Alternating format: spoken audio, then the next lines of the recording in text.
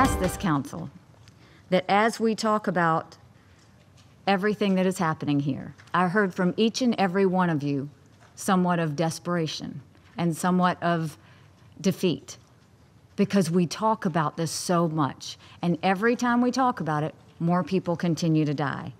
And I listened to my Russian colleague, and he talked about task forces and diplomacy and less criticism of the Syrian regime. Where has that gotten us? It hasn't gotten us anywhere. And then the times where we could actually do something as the Security Council.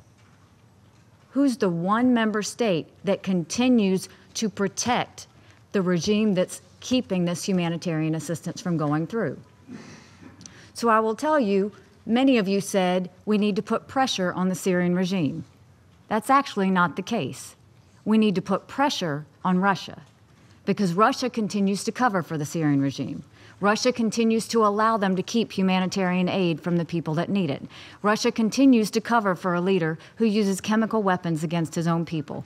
Russia continues to veto, and Assad continues to do these things because they know Russia will continue to cover for them.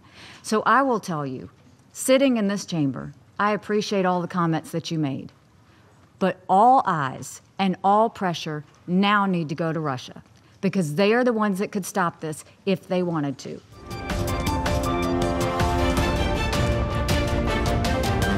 The City of London barely missed a beat after the police here thwarted what could have possibly been quite a serious security incident. Now, if I step out of your way, you'll see that this crossing at this pedestrian island is a place where there are indeed a lot of people going back and forth there.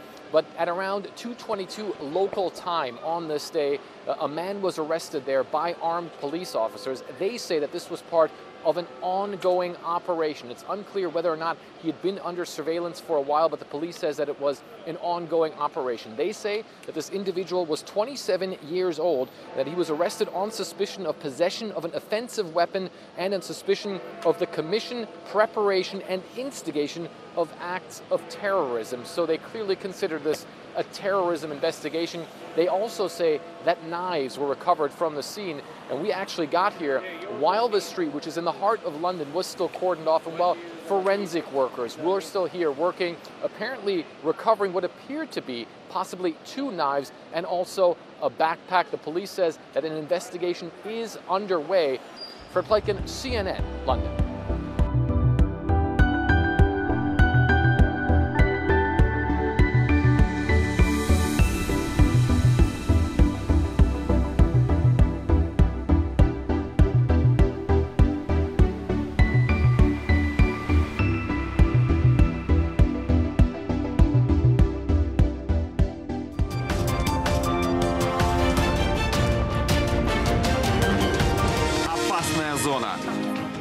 At first, he was the darling of the Kremlin-controlled media, Russian state television fawning over Donald Trump and his pro-Moscow promises. Wouldn't it be nice if we actually got along with Russia? Wouldn't that be nice? There were even Trump election parties in Moscow, with some Russians literally toasting their good fortune. To Donald Trump, cheered this prominent nationalist politician. Now we can become allies in Syria and Ukraine, he declared. And maybe America can stop funding NATO. It was, of course, wishful thinking. Talk of partnership ended in a barrage of 59 US cruise missiles aimed at Russia's Syrian ally. The Assad regime airbase targeted may have been moderately damaged, but prospects for a Trump-Putin friendship were blasted into smithereens. The Russian president preferred understatement. One could say the level of trust on a working level, and especially on a military level, has not improved. Rather, it has deteriorated. In fact, that deterioration began well before, amid lingering allegations of Russian interference in the US presidential election and suspected Russian links with Trump officials. the reporting of which annoyed the Kremlin as much as it did the White House. Come on, stop spreading lie and false news. This is a good advice for CNN. Are you concerned that the investigations into Russia are going to turn up more secret meetings? Please stop spreading lie and false news. It was that almost constant flow of bad news that may have eventually taken its toll. Disillusioned Russians protested at the amount of Trump coverage on their television screens. We're all against Trumpomania here, said this woman.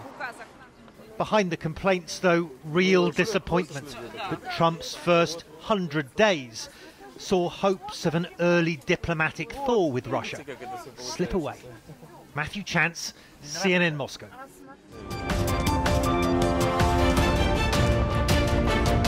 Well, I was going to terminate NAFTA as of 2 or 3 days from now.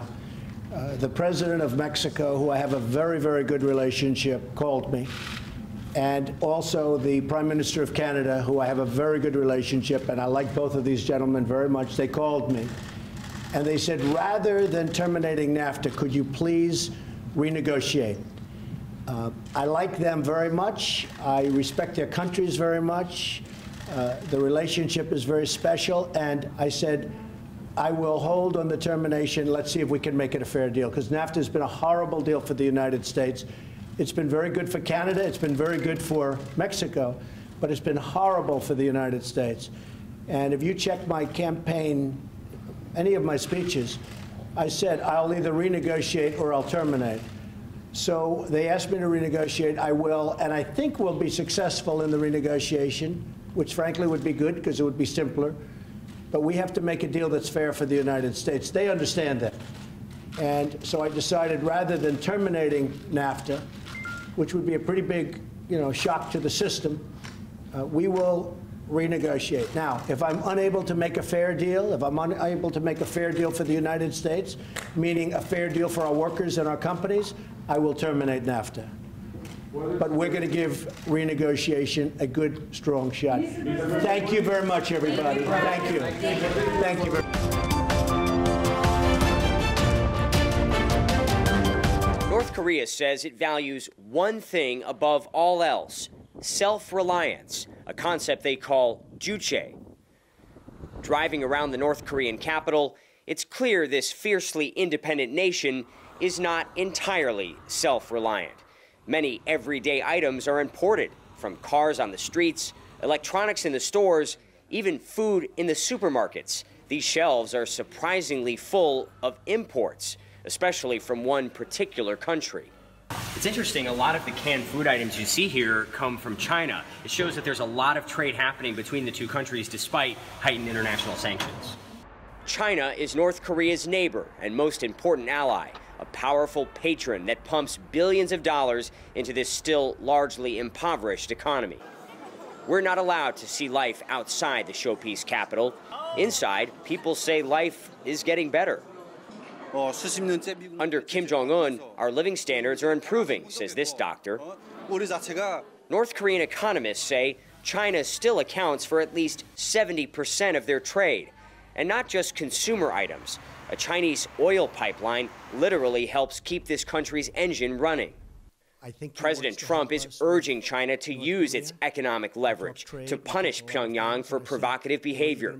North Korean officials say China's actions won't affect their weapons development.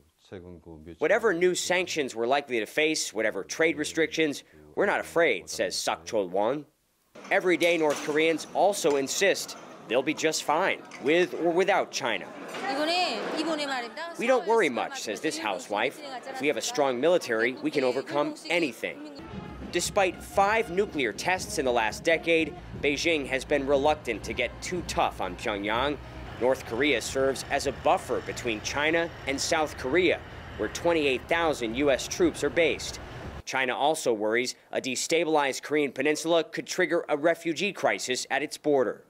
China has taken some steps to sanction North Korea, temporarily suspending coal imports, a major source of revenue for the regime. But in the first quarter of this year, trade is still up nearly 40%.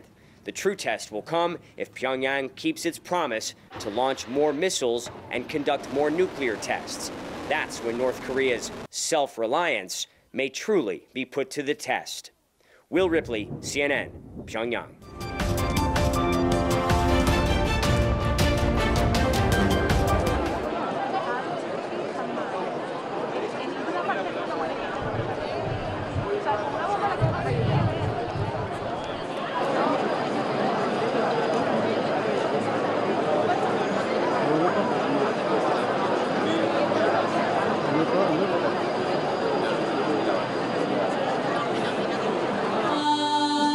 Aquí está aquí, tan simple como